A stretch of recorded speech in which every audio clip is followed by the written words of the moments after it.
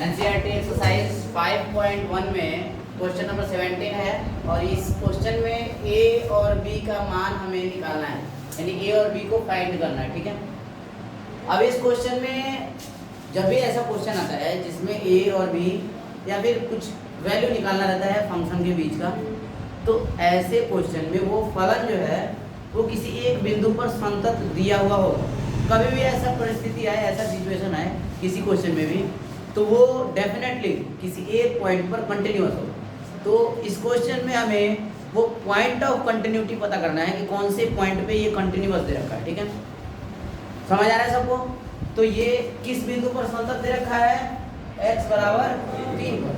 अब देखो यहाँ पे हमें संतत साबित करने की जरूरत नहीं है, यहाँ पे पहले से दे रखा है कि क्या है, ये कंटिन्यूअस है। तो जब भी ऐसा केस आता है कि कोई फलन पहले से कंटिन्यूअस रहे तो उसमें हमें लेफ्ट लिमिट निकाल लेना है, राइट लिमिट निकाल लेना है, एट द पॉइंट निकाल लेना है और तब तीनों को बराबर करना है। ठीक है, तीनों को क्या करना है? बराबर, क्योंकि कंटिन्यूअस दे रखा है ना, तो हम लोग मान लेंगे कि वो बराबर है और बराबर करके ए और बी का मान ज्ञात करना है, निकालना है ना। तो पहले लेफ्ट लिमिट निकालेंगे, राइट लिमिट निकालेंगे और फिर तीनों को बराबर करेंगे। क्लियर है पॉइंट? ठीक है, ये ऑलरेडी गिवन है कि कंटिन्यूअस है किस पर? x बराबर 3 पर। तो पहले लिखेंगे हम लोग लेफ्ट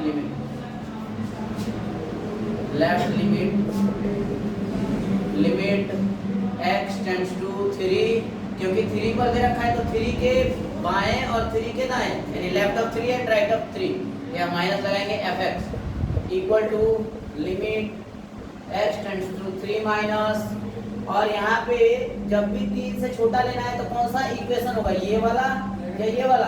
देखो यहाँ पे छोटा का साइन यहाँ लगा हुआ है ना, ये कह रहा है कि x छोटा या बराबर है किसके? 3 से। तो इसके लिए ये हमारा हो जाएगा इक्वेशन, यानी कि ax + 1 यहाँ पे यूज करेगा। अब देखो जब भी हम लोग लेफ्ट लिमिट लेते हैं तो लिखने के लिए यहाँ माइनस जरूर लिखते हैं, लेकिन वैल्यू कौन सा रखते हैं? ये पॉइंट वाला ही वैल्यू रखते हैं। तो यहाँ 3 रख दो x की जगह पे, तो a × 3 + 1 इक्वल टू 3a + 1। ये हमारा क्या हो गया? First point. अगेन इसमें हमें राइट लिमिट भी निकालना है, तो राइट लिमिट क्या हो जाएगा? Limit x tends to 3 plus लिखेंगे यहाँ पे और fx equal to limit x tends to 3 plus. अब देखो 3 से ज्यादा, यहाँ पे ग्रेटर देन का साइन है ना, तो ग्रेटर देन का साइन है, इसका मतलब कि राइट लिमिट में हम लोग ये वाला इक्वेशन यूज करेंगे, तो bx + 3। अब ये समझने के लिए 3 से थोड़ा सा ज्यादा है, लेकिन रखेंगे पॉइंट वाला ही वैल्यू, तो b × 3 + 3 इक्वल टू 3b + 3। ये हमारा सेकंड इक्वेशन। ठीक है, अब एट द पॉइंट की बात आती है। एट द पॉइंट ध्यान से हम लोग जो फंक्शन है उसको ऑब्जर्व करेंगे, तो यहाँ पे इक्वल का साइन दे रखा है। देखो यहाँ पे इक्वल का साइन दे रखा है, यानी ये जो सेम इक्वेशन है ये लेस देन के लिए, यानी कि लेफ्ट लिमिट के लिए भी यूज होगा, एट द पॉइंट के लिए भी यूज होगा। तो यहाँ पे हम लोग एट द पॉइंट निकाल रहे हैं x = 3, f3 निकालेंगे तो कौन सा इक्वेशन यूज होगा? ये वाला इक्वेशन यूज होगा, a × 3 + 1 इक्वल टू 3a + 1। अब जो क्वेश्चन है ये कह रहा है, अकॉर्डिंग टू क्वेश्चन क्या कह रहा है कि fx x बराबर 3 पर क्या है? कंटिन्यूअस है, संतत है। अब कंटिन्यूअस है x बराबर 3 पर, इसका मतलब है कि ये और ये, यानी कि equation first second third will be equal, बराबर होंगे। तो यहाँ पे मैं इनको इक्वेट करता हूँ, बराबर करता हूँ, तो लिखेंगे समीकरण 1, 2 और 3 से। 1, 2 और 3 से क्या होगा? 3a + 1 equal to 3b + 3। अब फिर से क्या आएगा? 3a + 1। अब देखो ये 2 बार लिखने की क्या जरूरत है? 5 बराबर 5 बराबर 5 4 बार लिखने की कोई जरूरत है? तो डेफिनेटली 2 बार अगर लिख दिए 5 बराबर 5 तो बराबर हो गए, है ना। तो यहाँ पे ये बराबर हो गए। अब इसमें से क्या हम लोग a और b का मान निकाल सकते हैं? बिल्कुल नहीं निकाल सकते। यहाँ पे a और b में रिलेशन बता सकते हैं हम लोग, वैल्यू नहीं निकलेगा। देखो क्योंकि ये 2 चर वाला समीकरण बन रहा है, 2 चर वाले समीकरण में अगर 2 समीकरण रहेगा तभी a और b का वैल्यू निकाला जा सकता है। इस केस में हम लोग खाली ए और बी के बीच में रिलेशन बता देंगे। जैसे देखो कैसे बताएंगे, 3a इसको इधर कर दो तो -3b इक्वल टू 3 और 1 को इधर कर दो तो -1, 3a - 3b equal to 2। Again 3 common ले लो इसमें से तो 3 × a - b इक्वल टू 2।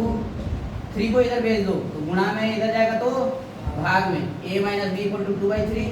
अब यहाँ से a निकालना है तो लिख दो 2/3 प्लस b, यानी a जो है b से 2/3 अधिक है। यही आंसर दिया होगा, या इसको क्रॉस मल्टीप्लाई करके दिया होगा, या तो इतना दिया होगा, या तो इतना दिया होगा, या तो इतना दिया होगा, कैसा भी आंसर हो सकता है। तो ये a और b में रिलेशन बोलते हैं इसको, a और b का वैल्यू नहीं बोल सकते इसको, ये एक संबंध है a और b में। ओके,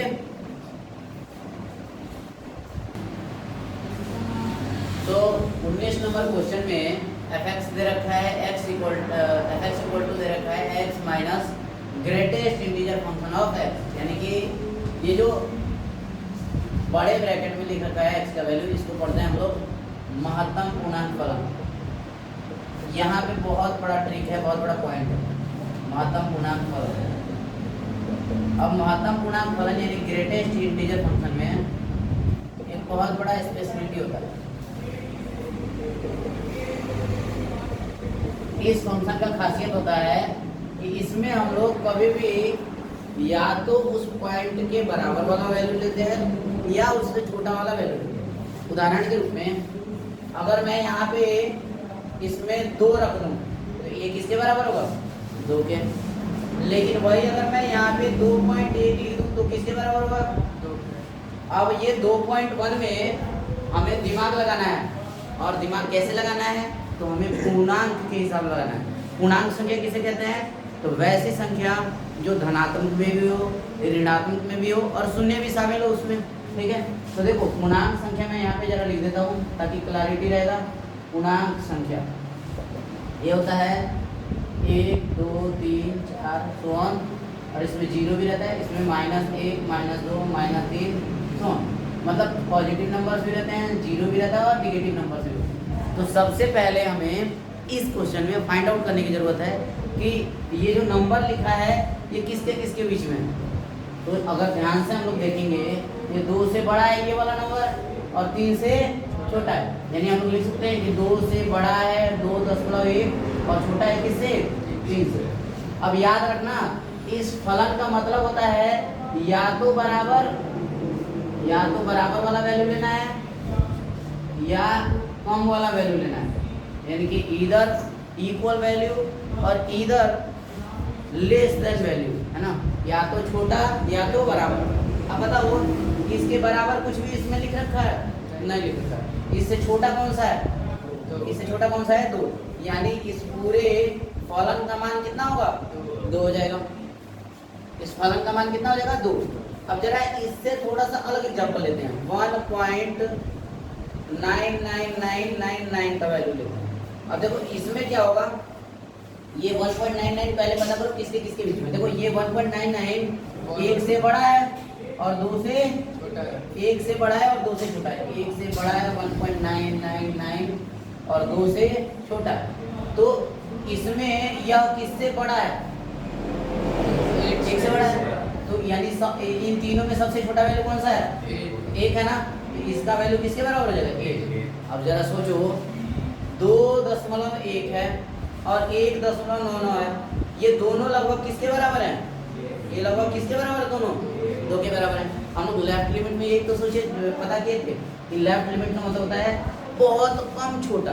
ये देखो ये थोड़ा सा ही तो छोटा है 2 से, थोड़ा सा ही तो छोटा है लगभग, यानी 2 मान सकते हैं हम लोग इसको। ये थोड़ा सा ही तो बड़ा है 2 से, ज़्यादा बड़ा है क्या, बिल्कुल थोड़ा सा बड़ा है, तो इसको भी लगभग 2 ले सकते हैं। लेकिन इसका मान निकाले तो कितना आया, 1 आया, और इसका मान निकाले तो कितना आया, तो सोचो क्या ये फलन संतत होगा, ये फलन संतत होगा क्या, नहीं होगा, बिल्कुल नहीं होगा। क्योंकि देखो इसको बोलेंगे राइट लिमिट, इसको बोलेंगे लेफ्ट लिमिट, बराबर आ रहा है क्या, नहीं आ रहा है।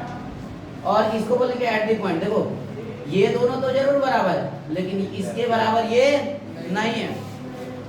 तो ओवरऑल अगर हम लोग सोचे हैं तो ये वाला जो फंक्शन मैंने लिखा है ना, ये कभी भी कंटिन्यूअस होता ही नहीं है, कभी भी कंटिन्यूअस नहीं होता है।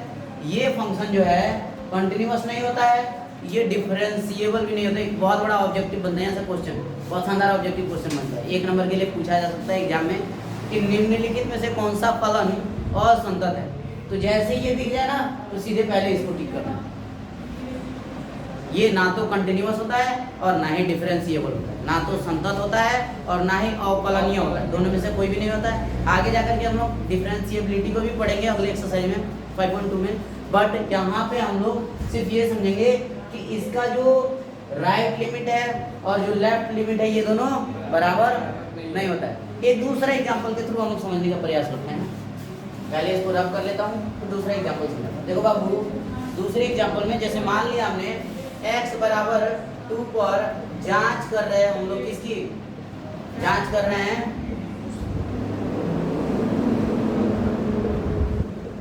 सांतत्य। किसकी जांच कर रहे हैं हम लोग, ठीक है। अब जांच करते हैं हम लोग तो x बराबर 2, अब लेफ्ट लिमिट लेते हैं तो 2 से थोड़ा सा छोटा यानी 1.99 ऐसे आता है। इसको बोलेंगे क्या हम लोग, लेफ्ट लिमिट पहले पढ़ चुके हैं, ठीक है। अगर राइट लिमिट लेते हैं तो हम लोग क्या करते हैं, राइट लिमिट लेते हैं तो 2.00001 माने थोड़ा सा बड़ा इधर थोड़ा सा छोटा। अब जरा दोनों का हम लोग ये वाला मान निकालते हैं, f 1.99999, इसका मान निकालेंगे तो कितना आएगा। तो पहले ये पता करो कि ये जो नंबर लिखा है मैंने ये किसके किसके बीच में आता है। तो इधर से चेक कर लो किसके किसके बीच में आता है, 1 और 2 के बीच में आता है। 1 से बड़ा है और 2 से छोटा है। देखो ये वाला बात है या नहीं है ना, बिल्कुल। तो इसमें इसका मान किसके बराबर होगा, जिससे बड़ा होगा ये वाला नंबर ना उसी के बराबर, तो 1 के बराबर हो गया। अब जरा इसका वैल्यू निकालते हैं हम लोग 2.00001, ठीक है। तो इसका वैल्यू किसके बराबर होगा, तो ये जरा ध्यान से अगर सोचेंगे हम लोग तो ये 2 से बड़ा है और 3 से छोटा है, तो इसका वैल्यू किसके बराबर हो जाएगा। अब देखो क्या ये दोनों बराबर आया, नहीं है, यानी लेफ्ट लिमिट बराबर नहीं होगा कभी भी राइट लिमिट के। एक खासियत होता है, स्पेशलिटी होता है इसकी, समझ आ रहा है बात, ठीक है। तो जब ये वाला कंटिन्यूअस नहीं होगा तो ये वाला कंटिन्यूअस नहीं होगा, इसके कारण से ये जो पूरा फंक्शन बना है ये भी कंटिन्यूअस नहीं होगा। समझ आ रहा है बात। प्रूफ कैसे करेंगे ये बहुत इंपॉर्टेंट है, प्रूफ कैसे करना है हमें ये बहुत इंपॉर्टेंट है। और याद रखें जब भी किसी भी फंक्शन में r का मान नहीं दे रखा है या x का मान नहीं दे रखा है, जैसे देखो यहाँ पे ये दे रखा है कि x किसके किसके बीच में लेना है, दे रखा है क्या, नहीं दे रखा है, बिल्कुल नहीं दिया। तो जब x का मान नहीं दे रखा होता है तो हम लोग पूरे रियल नंबर को मान लेते हैं कि रियल नंबर में से कोई भी नंबर रख सकते हैं। पहले भी बता चुका हूं ये बात, जब x बराबर कुछ भी ना दिया हो तो हम लोग यहाँ पे कोई भी रियल नंबर पुट कर सकते हैं और उस रियल नंबर पे कंटिन्यूटी की जांच कर सकते हैं। और याद रखें एक भी नंबर पे अगर कोई फंक्शन असंतत पाया जाता है तो सारे अन्य नंबर्स पे असंतत होता है। एक भी फंक्शन पे अगर कोई एक भी पॉइंट पे अगर कोई फंक्शन असंतत होता है तो अन्य सभी नंबर्स पे असंतत माना जाता है, यानी उसका ग्राफ टूट जाएगा ना, फिर ग्राफ टूट करके अलग अलग हो जाएगा। बोलो हाँ या ना, ठीक है। तो इसको हम लोग शुरू से इसको साबित करते हैं। और देखो ये फंक्शन याद रखना है, इसमें या तो बराबर लेते हैं या तो उससे छोटा लेते, या तो बराबर या तो उससे छोटा, ठीक है। साबित करते हैं इसको हम लोग सिस्टमैटिक ढंग से।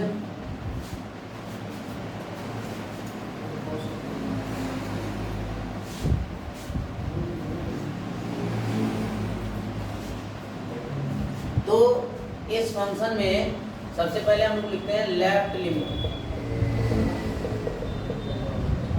और इसमें मान लेते हैं हम लोग x इक्वल टू कितना, x इक्वल टू a और a क्या है, एक रियल नंबर। मान लिया कोई भी नंबर क्या है हमारे पास a और a क्या है, एक रियल नंबर। और इस पर हमें जांच करना है कि क्या ये फंक्शन कंटिन्यूअस है या नहीं। तो सबसे पहले हम लोग लेफ्ट लिमिट लिए हैं a का, तो अभी जरा ध्यान दो fx के लिए limit x tends to a और लेफ्ट लेते हैं तो माइनस, ठीक है।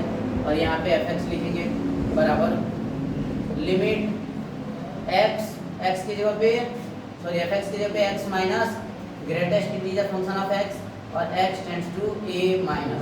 अभी मैंने बताया था थोड़ी देर पहले a माइनस का मतलब क्या, a से थोड़ा सा छोटा, a से थोड़ा सा छोटा। और जब भी a से छोटा जाते हैं तो जैसे देखो यहाँ पे अगर हम लोग 1.99 जाते हैं, अगर मान लो मैंने लिया क्या, मैंने लिया a की जगह पे 2, ठीक है, तो लेफ्ट लिमिट क्या होगा इसका 1.999 और इसका ये वाला फंक्शन का वैल्यू कितना आता है 1 आता है। तो इससे ये 1 कितना कम है, 1 कम है, यानी कि इस a में से जब भी यहाँ वाला मान निकालेंगे ना तो 1 कम कर लेंगे। याद रखना लेफ्ट लिमिट में जब भी वैल्यू निकालेंगे तो 1 कम कर लेंगे, राइट लिमिट में निकालेंगे तो पूरा पूरा a रख देंगे। ये बात याद रखना है हमें, ठीक है।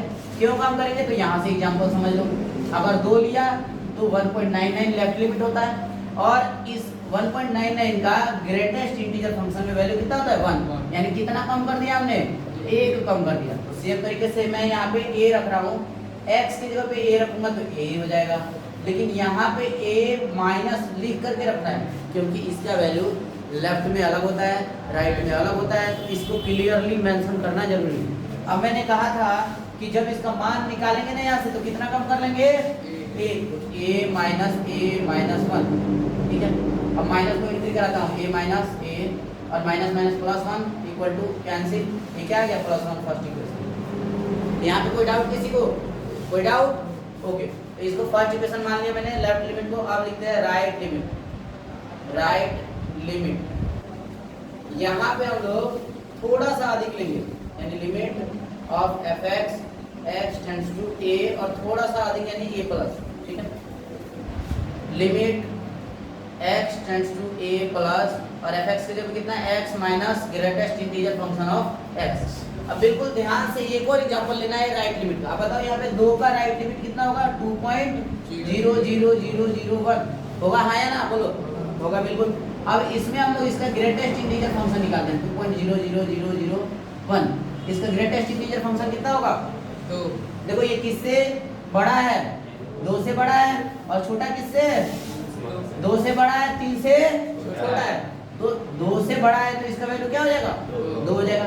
अब देखो मैंने 2 का राइट लिमिट लिया तो कितना आया 2, यानी राइट लिमिट लेने पे क्या आ रहा है बराबर आ रहा है। देखो समझने वाला बात है, लेफ्ट लिमिट लिया था तो कितना कम आया था और राइट लिमिट लिया तो कितना बराबर आया, यानी अगर x रखेंगे तो x के बराबर, y रखेंगे तो y के बराबर।